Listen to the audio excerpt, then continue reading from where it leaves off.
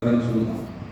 Tapi ia hanya ula-ula saja. Kebenaran Ibn Qum'ah satu orang lelaki yang mengatakan Muhammad adalah Nabi. Jadi melemahkan jiwa para sahabat Nabi Muhammad SAW. Tapi itu tidak membuatkan sebahagian melemahkan hampir sebahagian besar di kalangan mereka. Tidak terkesan.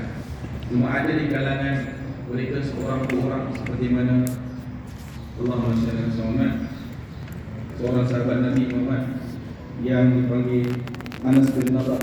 Anas bin Nadar dia begitu semangat dalam peperangan Uhud. Yang menceritakan ini adalah anak saudaranya Sayyidina Anas bin Malik. Kemudian Sayyidina Anas bin Nadar dengan semangat dia terus menuju ke medan Uhud dalam keadaan orang Islam telah begitu lemah kerana kabaran kematian Rasulullah SAW. Hingga dia bertanya kepada sahabatnya, wahai Sa'ad, sebenarnya dia berkata kepada sahabatnya, wahai Sa'ad, semuanya aku terbau harum syurga daripada Jabal Uhud. Walaupun dia itu orang hampir gugur, ataupun para sahabat Nabi Muhammad SAW hampir putus asa kerana apa yang mereka tahu, mereka dengar daripada berita tentang kewafatan Rasulullah SAW. Baik, maka terus mereka bersemangat, ataupun kita kata jalan-jalan begini, ataupun kita kata dalam medan peperangan, dalam waktu mereka berjuang untuk melawan kufar, maka ada di kalangan mereka memberi semangat sama ini satu jalan yang sangat-sangat baik. Jadi kita mengambil faedah dari situ, mengambil contoh dari situ dalam kita berjuang, berjihad, berperang dengan hawa nafsu kita. Dan Allah Subhanahu Wa Taala telah kurniakan dalam Ramadan satu alat yang begitu baik untuk bagaimana kita melawan hawa nafsu. Kita tak lupa. Kita tidak lupa di bulan lain melainkan kita memujuk diri kita, maksa diri kita untuk melakukan secara sunat. Itulah lapar. Bila kita di luar bulan puasa, kita sunat diri kita untuk berpuasa. Dalam bulan Ramadan kita wajib kita berlapar. Jadi alat yang kita ada ni adalah alat untuk kita memupuk segala sifat kebaikan untuk datang kepada kita. Dalam kata lain, Allah nak kembalikan kita kepada fitrah kita asal. Fitrah kita sebagai manusia yang Nabi sallallahu alaihi wasallam katakan yuladul mawlud ala fitratil Islam. Kullu mawludin yuladu ala fitratil Islam. Maksudnya setiap bayi lahir dia dilahirkan atas fitrah Islam. Fitrah Islam ni banyak ulama yang mengatakan bahawasanya dia nak baik. Hatta seseorang yang anak celaka, anak orang celaka, alhamdulillah misalnya, mudah-mudahan kita terjauh daripada ini. Contoh sahaja diberi. Anak kepada si fulan yang celaka pun dia tetap nak kebaikan, hatta si celaka itu pun nak anak dia jadi orang baik. Maksudnya itu adalah fitrah asal. Siapa pun dia ingin pada kebaikan. Tetapi disebabkan hawa nafsu yang ada, maka menyebabkan tujuan untuk kebaikan itu selalu hilang. Dan ketamakan hawa nafsu yang sering diutamakan, yang sering dilayan, menyebabkan fitrah itu hilang. Dan kadang-kadang dia lupa. Kadang-kadang dia lupa dan nafsu itu merajai, menjadi raja dan sultan pada diri seseorang. Baik, dan dia hilang daripada fitrah. Bila Allah Ta'ala datangkan satu alat yang melawan hawa nafsu itu lapar, maka dia bawa manusia kepada fitrah. Kerana ketika itu nafsu seolah disekat.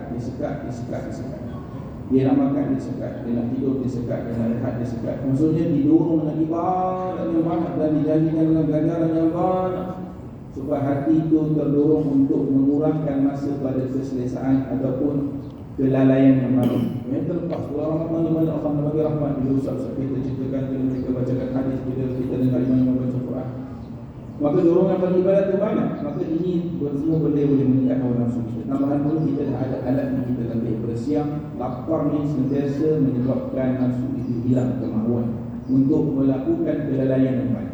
Jadi kita ambil peluang dalam Ramadan insya-Allah 30 hari ini.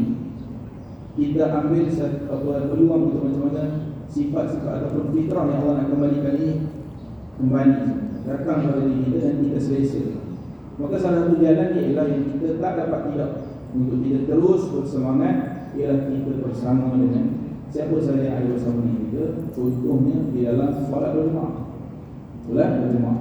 Kerana pensyariatan perintah-perintah Allah Ta'ala ni seperti solat, syariatnya diturunkan kepada Nabi Muhammad SAW dan terus baginda menunjukkan bagaimana ia disempurnakan dengan cara yang paling baik, itu berjemaah.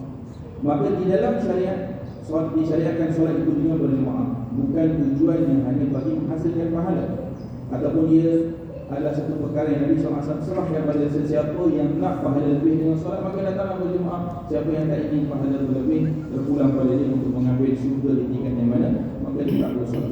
Itu kan Nabi SAW datang dan tunjukkan syariat itu secara sempurna, maka Nabi memilih berjemaah. Jadi apabila kita memahami yang dilakukan oleh Rasulullah, maka ada kebaikan yang sama. Bila kita datang berjemaah, Nabi SAW kata luruskan shaf, dan kalau kamu tak luruskan shaf, hati kamu akan berselisih. Hati kamu tak akan bersatu, hati kamu akan berselisih. Maka apa faedah kita lihat dari situ? Iaitu dengan bersolat berjemaah, Allah Ta'ala menunjukkan jadi Allah menyembah sifat rasa kita yang apa Allah Ta'ala. Dan sememangnya itu yang patut dirasa. Sememangnya itu yang patut dirasa, iaitu kita yang hamba Allah, kita akan datang berjemaah. Maka dalam satu shaf kita, apapun status kita yang manusia letak pada kita, apapun kelompok yang manusia labelkan pada diri kita, dan bila kita dalam satu shaf, kita akan merasakan kita yang hamba Allah Ta'ala, kita bersama. Sememangnya perasaan itu patut muncul.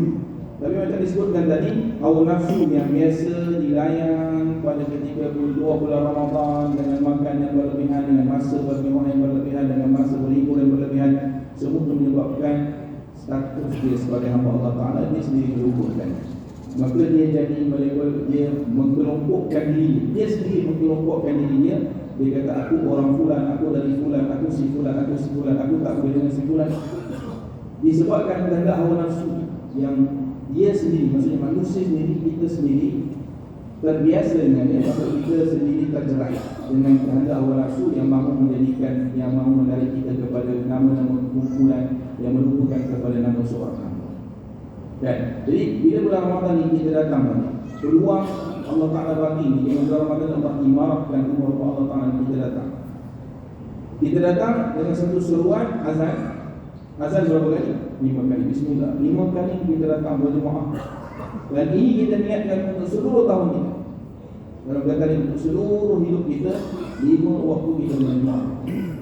Dan tujuan kita tadi begitu juga, bukan kita ingin mendapatkan pahala sahaja, tetapi ingin memahami apa sebenar hikmah daripada Allah Ta'ala mensyariatkan berjemaah itu dalam solat. Maka kita datang. Mudah-mudahan satu masa nanti selepas habis bulan Ramadan ini, memang kita faham kenapa kita datang berjemaah. Kerana dengan berjemaah aku rasa satu sifat bersama yang aku dengan siapa saja.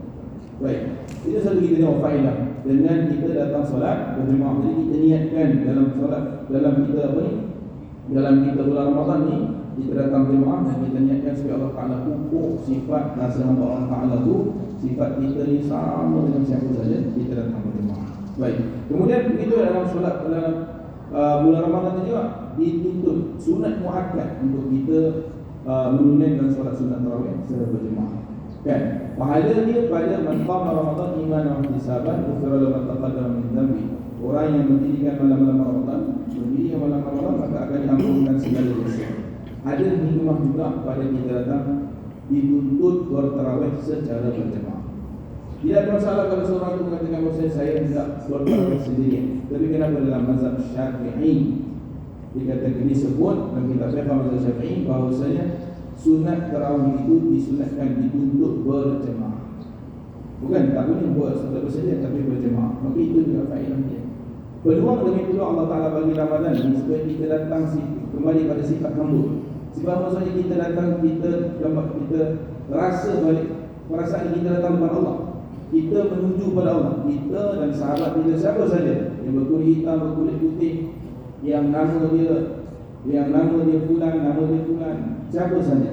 Dia dikatakan daripada kelompok fulan, dia dikatakan daripada kelompok fulan, siapa saja. Semua ni peluang ni datang berkumpul untuk salat jemaah fardu, untuk qiyamul lail, untuk tarawih datang ni supaya lama ataupun satu proses tarbiyah untuk kita rasa kita Tuhan Allah Ta'ala dapat rasa bersama. Lama kita dapat solat fardu 5 kali kita dapat, kemudian kita tarawih lama kita dapat dengan Quran tadi.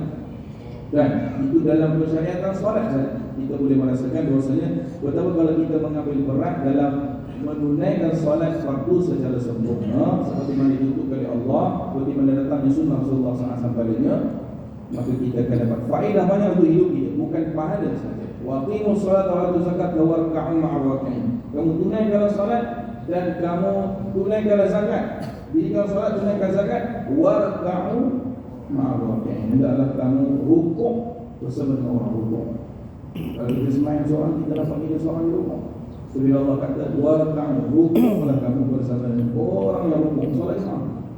Solat jemaah. Jadi itu dalam syariatan solat. Begitu juga bila kita kembali kepada Allah SWT mensyariatkan puasa ini sendiri. Bila Allah Ta'ala mengatakan bahawasanya kutiba alaikumus shiyam kama kutiba alal ladzina min qablikum la'allakum tattaqun, kamu diwajibkan puasa macam orang dulu supaya datang sifat takwa dalam diri kamu, kamu bertakwa. Jadi kita ambil daripada takwa itu, Allah Ta'ala ada menyebut ciri-cirinya. Ciri-ciri orang bertakwa adalah alladzina yunfiquna fis-sarra wad-dharra, orang yang sedia memberi infak ketika susah dan senang.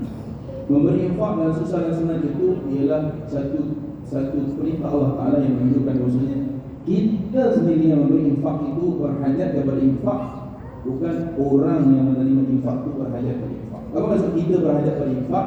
Kita berhajat pada pahala atau faedah daripada melakukan infak. Dengan kita berinfak ketika mana kita senang, dengan kita berinfak ketika mana kita susah, kita sendiri merasakan bahawasanya kita sama saja dengan kesimpulan. Dia sama saja dengan kesimpulan. Dia berhajat pada menerima infak itu kerana dia berhajat pada makan. Tapi saya lebih berhajat daripada ini kerana saya berhajat kepada pahala daripada infak ini, yang pahala itu lebih besar daripada makan. Pahala itu lebih besar daripada makan ini. Sebab itu didorong banyak untuk beri makan dalam bulan Ramadan. Nabi kata walau sesisip susu. Walau sesisip susu, maksudnya ada di tangan kamu susu, kamu sisipkan di mulut saudaramu yang berpuasa, maka kamu dapat pahala puasa dia. Pahala puasa dia walau sesisip susu. Kan? Maksudnya infak dalam bulan Ramadan, kebaikan ni ialah bagi kita ni mendapat rasa bersama, supaya kita ni faham bahawasanya kita ni berhajat pada infak. Dan itu semua sunnatullah ataupun yang sepatutnya kita rasa dalam kita melakukan kebaikan. Kita sendiri mahukan kebaikan tersebut. Bukan kita dalam berinfak ni kita mengatakan ada orang berhajat. Betul, memang ada orang berhajat. Tapi yang pertama harus difaham bahawasanya saya sendiri yang berhajat untuk melakukan infak. Betul Allah Ta'ala sebut, ya ayyuhalladzina amanu anfiqu min thayyibati ma kasabtum wa mimma akhrajna lakum minal ardh wa la tayammamul khabitha minhu tunfiquna wa lastum bi'akhidhi illa an tughmidu fihi wa a'lamu anna Allaha ghaniyyun hamid. Wahai orang beriman, beri infak daripada harta yang baik, min thayyibati ma kasabtum, daripada hasil kerja kamu, gaji kamu atau rezeki kamu yang baik, bagi infak yang baik. Wala tayammamul khabitha min tunfiq, adalah mimma akhrajna lakum, maksudnya hasil yang Allah bagi kepada kamu, dan jangan kamu asingkan. Wala tayammamul khabitha minhu, kamu asingkan yang buruk, kemudian kamu infak dengan yang buruk. Allah kata jangan buat perang yang ini. Ila antum walastu bi'akhiri, sedangkan kamu pun tak ambil benda tu. Ila antum milufi, dan kamu pun pejam mata dia tengok benda tu. Allah SWT sebut benda ni ketika mana Allah, para sahabat Nabi Muhammad SAW yang mendapat hasil daripada kurma mereka, tamar mereka untuk 1 tahun mereka dapat hasil, mereka buat untuk bayar hutang, sedekah semua mereka buat. Dan ada di kalangan mereka pada awal-awal, pada zaman awal mereka menerima Islam, mereka nak infak, tapi mereka lakukan demikian. Tamar-tamar yang cantik mereka simpan untuk hasil mereka gunakan, tapi yang kering-kering, yang buruk-buruk, tangkai-tangkai yang ada tamar-tamar tu makan tu boleh makan, tapi kita pun faham ini boleh makan, tapi macam tu lah cerita dia, tak apa cantik tamar tu. Mereka akan satukan di di tiang-tiang ataupun ada tangkai-tangkai di bahagian-bahagian di Masjid Nabawi itu, ada tempat-tempat yang disangkut tamar-tamar, supaya siapa yang datang ke Masjid Nabawi, mereka datang dan mereka balik, mereka boleh ambil tamar tersebut. Tapi pada mereka awal mereka buat begini, mereka asingkan dan mereka letakkan yang tamar-tamar yang hampir rosak itu untuk masuk infak. Maka Allah Ta'ala menegur, kerana infak ni bukan kita fikir orang yang dapat tu. Wa'lamu anna Allah ghaniyyun hamid. Allah kata ketahui bahawasanya Allah itu Maha Kaya, Allah Maha Terpuji. Allah tak berhajat pada infak kamu tu. Bukan kamu perlu fikir bahawasanya Allah ataupun orang miskin berhajat. Kamu perlu fikir infak ni kamu yang berhajat pada infak. Wa anfiqu min thayyibati ma kasabtum. Maka nak Allah nilaikan infak tu bagi yang bagus. Wa mimma akhrajna lakum min al-ardh, daripada hasil yang Allah Taala akhrajna, kami yang keluarkan kepada kamu. Bagi daripada hasil yang kami bagi kamu tu. Macam orang bayi kita. Orang bayi yang kita duit hari ni. Ada yang saya hadiahkan kamu RM1,000. Oh, terima kasih. Tapi kamu infak daripada sini. Nanti ambil 500 kamu infak. Kan? Maka seperti itu tak umpama dia dia kata dia bagi saya hadiah dan dia minta saya infak daripada sini. Maka saya kena buat. Sebab ini harta dia bagi kat saya dan dia suruh saya infak. Kan? Tapi bukan orang kata ada simpulan kawan kita kata dia dengar, oh simpulan bagi kamu hadiah dan dia suruh kamu infak. Tapi bukan kamu yang dah pergi ambil. Itu susah payah kamu. Kenapa kamu nak infak daripada situ? Susah payah kamu yang pergi ambil. Tapi kita kata, tapi dia yang bagi duit kepada saya. Situasi dia begini. Contoh dia begitulah, maksudnya bila Allah yang bagi kita hasil tu, walaupun kita beri alasan aku yang kerja, dan Allah Ta'ala memerintahkan maksudnya kita berinfak daripada situ, maka adakah wajar kita mengatakan tak, terpulang pada aku nak infak yang mana? Kan? Kerana alasan kita aku yang bekerja, tapi hasil daripada Allah. Kan? Mereka kita hanya melakukan sedikit saja. Adakah kita melakukan yang banyak dan kita berlarikan dengan itu, memang gaji aku dapat ni setimpal dengan kerja tu. Sebenarnya yang Allah Ta'ala buat tu lagi banyak. Kan? Dia yang apa ni, فَأَنْبَتْنَا فِيهَا حَبًّا وَعِنَبًا وَقَضْبًا وَزَيْتُونًا وَنَخْلًا وَحَدَائِقَ غُلْبًا وَفَاكِهَةً وَأَبًّا مَتَاعًا لَكُمْ وَلِأَنْعَامِكُمْ.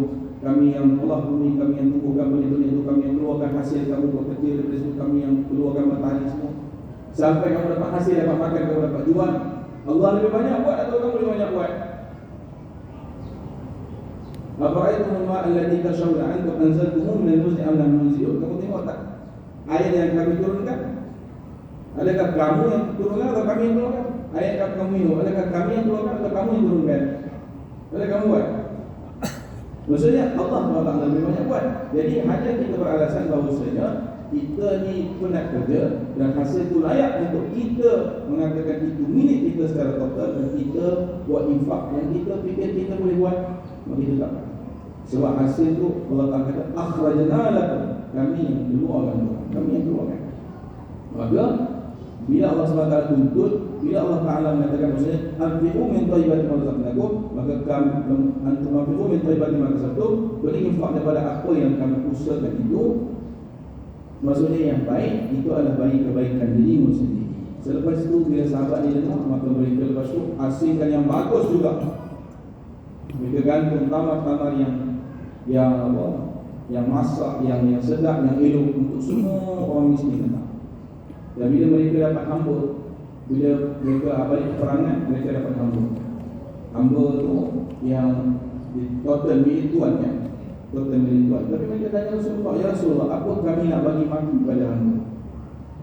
Nabi kata, bagi makan apa yang kamu makan, bagi pakai apa yang kamu pakai.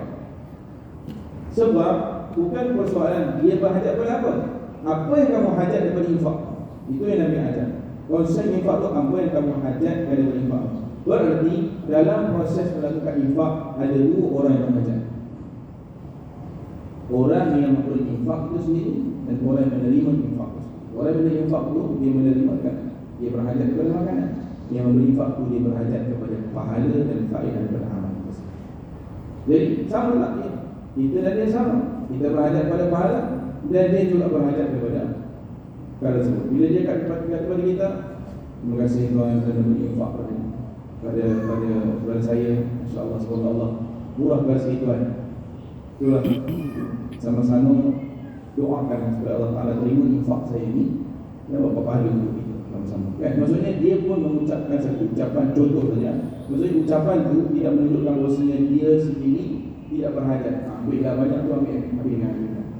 Seolah-olah dia sendiri tak berhajat. Bila ucapan terima kasih datang daripada si fulan, dia melontarkan rasa terima kasih yang sama juga. Dan orang itu sudi memberi infak dia dan dia mendapat faedah. Baik. Itu antara faedah daripada kita berpuasa. Pertama, sifat takwa itu ciri-cirinya adalah dalam berinfak. Dan Allah Ta'ala kata wal kaziminal ghaiz wal 'afina 'anil nas. Orang yang tahan marah, ciri orang takwa, dan orang yang sentiasa maafkan orang lain.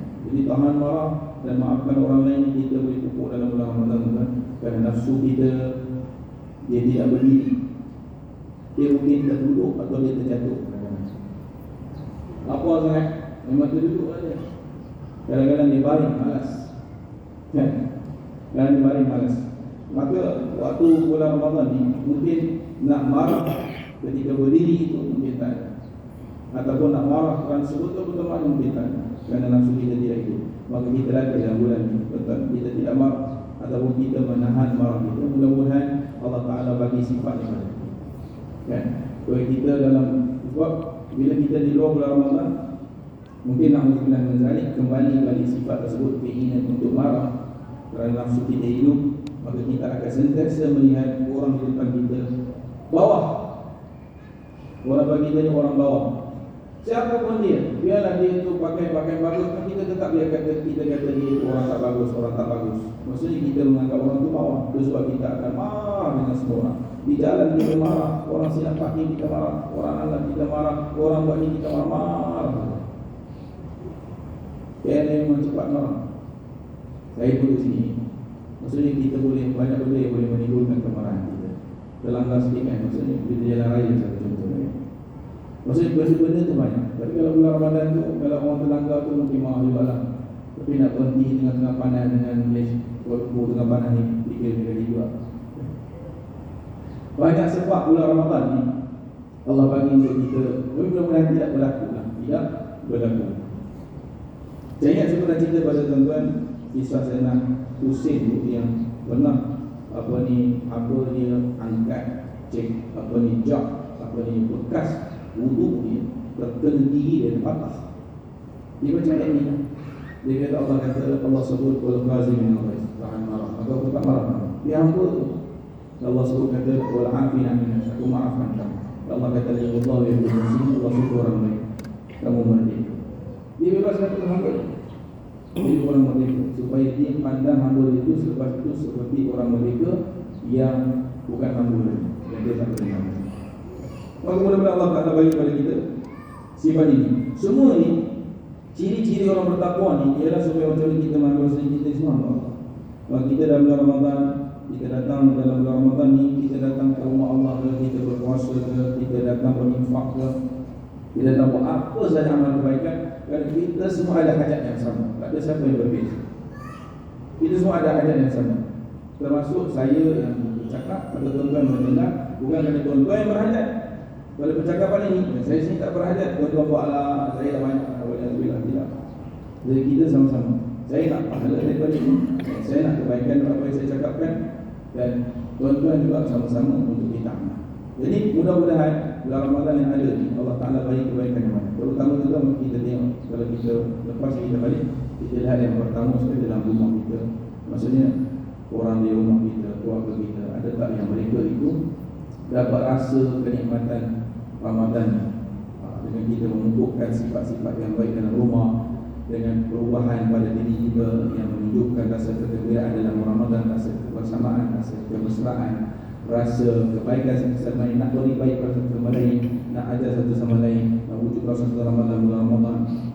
Dan bila sahabat tanya apa hak kami yang kami kata buat pada isteri-isteri kami, dan dia kata bagi makan macam kau makan, bagi pakai macam kau pakai, buat semua benda macam kamu nak rasa. Agama kamu nak rasa macam mana, maka bagi dia rasa yang sama. Tuan-tuan, kalau ada kesempatan buat dia terawih, kan? Ada kesempatan buat dia kuliah, biar dia rasa bersama semua benda. Kalau dengan dia memasak di rumah itu, membuang masa dia untuk ibadat, dan dia tak ibadat. Kita ni Allah di masjid, tapi dia tu tengah langgang di rumah memasak, maka Allah kita tu kita kurang. Kerana daripada 300 kita balik kita kurang. Contoh saja, kita tolong dia, bantu dia, separuh kerja kita ambil, separuh kerja dia ambil, sama-sama masak, sama-sama bersama, dan sediakan hidangan itu sama-sama. Ataupun dua-dua aja kita tak ada masak ni, kita buka kat masjid, maka kita siap pada sama-sama, kita dapat masa ibadat bersama dengan dia. Dia pun dapat 1000 tasbih, kita pun dapat 1000 tasbih. Bismillah. Dia pun dapat 20 rakaat, kita pun dapat 20 rakaat. Tidak kita 20 rakaat, tapi di rumah kita balik, kita tanya berapa rakaat dapat? Dapat 4 je bang. Kenapa tak dapat banyak? Nak cakap, tak tahu nak cakap macam mana. Begitu anak tak tidur semua, kecil pula misalkan. Maka kita adjust. dia juga dapat sama-sama. Daripada bermula rumah lagi insya-Allah Allah Taala bagi perasaan yang baik ataupun keadaan yang baik di rumah, Allah ubah dan kita bawa ke tempat yang jiran kita. Maka di masjid insya-Allah satu peluang yang kita boleh dapatkan, kita biasakan lazimi diri kita dengan masjid, banyakkan masa di masjid walaupun selain daripada waktu 5 waktu solat. Mudah-mudahan Allah Taala berikan kepada kita. Wallahu ta'ala a'lamu bis-shawab. Insyaallah. Allahumma waffiqna liman tuhibbu wa tarda wa ja'al akhiratana khairan min dunya. Rabbana la tuzigh qulubana ba'da idh hadaytana wa hab lana min ladunka rahmatan innaka antal wahhab. Rabbana atina fid dunya hasanah wa fil akhirati hasanah wa qina adzabannar. Ya Allah ya Rahman ya Rahim, kami mohon kepada-Mu ya Allah taufik dan hidayah daripada-Mu ya Allah. Allah bagi daripada Ramadan ini ya Allah taufik kepada kami kebaikan yang banyak dari sisi-Mu ya Allah. Bukalah hati kami ya Allah, bukalah hidayah dan tirai pada diri kami ya Allah yang masih menghalang kami untuk datang dekat pada-Mu ya Allah. Ya Allah, ya Allah masih banyak rahmat dan pahala dan Ramadan ya Allah. Jika kami kecapi dan kami dapat ya Allah. Ya Allah jangan biarkan kami lalai ya Allah. Sehingga Kau melihat kami lalai dan malas ya Allah, dan kami berat masih dengan keselesaan hawa nafsu kami ya Allah. Ya Allah Kau pujuk dari kami ya Allah. Ya Allah Kau bawa dari kami ya Allah. Campakkanlah taufik dan beri kami ya Allah. Hilangkan kegelapan pada hati kami ya Allah. Masukkan cahaya dan nur daripada nurmu ya Allah. Ya Allah, nur yang pernah Kau campak pada hati Nabi dan para sahabat Nabi ya Allah. Campakkan dari kami ya Allah seperti mendorong datang ke rumah ini ya Allah. Ya Allah, sekiranya belum bagi kami banyak masa denganmu ya Allah, dan kejahilan kami ya Allah. Ya Allah, Kau kasihanilah kami ya Allah, dengan kasih sayangmu ya Allah. Kau yang bangkitkan kami ya Allah untuk datang kepadamu ya Allah. Ya Allah ya Rahman ya Rahim, yang menjadikan kami orang celaka dalam Ramadan ya Allah, yang menjadikan kami orang tersisih daripada pengampunanmu dalam Ramadan ya Allah. Ya Allah, yang menjadikan kami orang tersisih daripada rahmatmu ya Allah dalam Ramadan ya Allah. Ya Rahman ya Rahim, segala apa doa yang datang kepada orang soleh, kepada Nabi dan para sahabat juga salafus soleh ya Allah. Ya Allah, berilah kepada kami ya Allah rahmat dan kebaikan ya Allah. Ya Allah, selesaikan masalah kami di Ramadan ya Allah. Ya Allah, masalah-masalah yang ada dalam keluarga kami, masalah-masalah ada dalam keluarga kami dan mesti kami ya Allah, yang berhutang dengan kami ya Allah, dengan berkat Ramadan ya Allah, selesaikan hutang ya Allah, murahkan rezeki ya Allah, yang bersisi faham ya Allah, yang masih lagi belum bersilaturahim ya Allah, dengan berkat Ramadan ya Allah, lembutkanlah hati kami sesama kami ya Allah. Ya Allah, satukanlah hati kami ya Allah, jadikanlah kami saling maafkan satu sama lain ya Allah, jadikanlah kami menutup mata daripada keaiban satu sama lain ya Allah. Ya Allah ya Rahman ya Rahim, ya Allah ya Rahman ya Rahim, kasih sayang kepada-Mu ya Allah, dengan kasih-Mu ya Allah, dengan kasih taufik kepada-Mu ya Allah. Engkau yang mempersatukan kebaikan dan kami ya Allah. Engkau yang beri kebaikan dan kami ya Allah. Ya Allah, baki daripada Ramadan ya Allah 20 hari lagi ya Allah. Ya Allah, jadikan kami yang mati dan kelapan, dari bersungguh-sungguh dengan ibadat ya Allah. Supaya kami mati dan Kau redha pada kami ya Allah dengan Ramadan ya Allah. Seandainya Ramadan yang terakhir untuk kami ya Allah, jadikanlah ia Ramadan yang terbaik untuk kami ya Allah, dan amalan dan amalan yang paling baik ya Allah. Ya Allah, sekiranya ada Ramadan lagi selepas ya Allah, taufikkan kami untuk berada di Ramadan itu ya Allah, dengan amalan yang baik ya Allah. Amin. Ya Rahman ya Rahim, itulah saudara-saudara kami di Palestin ya Allah. Pastikan mereka dengan rezeki yang baik ya Allah. Ya Allah, angkatlah kesaliman daripada mereka ya Allah. Ya Allah, jadikanlah kami orang terus mendoakan mereka dan menunggu mereka ya Allah, dan mendoakan mereka dan beri kebaikan kepada mereka ya Allah. Ya Allah, amalan datang ya Allah, bila rahmat pada mereka ya Allah, bila mereka dapat merasai amalan ibadat ya Allah di bulan Ramadan, bila mereka dapat merasai rezeki di bulan Ramadan, bila mereka dapat merasai qiyamul lail dan merasai lailatul qadar di bulan Ramadan ya Allah. Ya Allah, syuhada mereka ya Allah, beri syurga pada mereka ya Allah, yang masih baki daripada mereka ya Allah, bantulah mereka ya Allah, bila kebaikan kebahagiaan pada mereka ya Allah.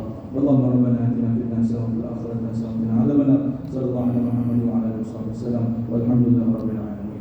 Wabillahi taufiq. Assalamualaikum warahmatullahi wabarakatuh.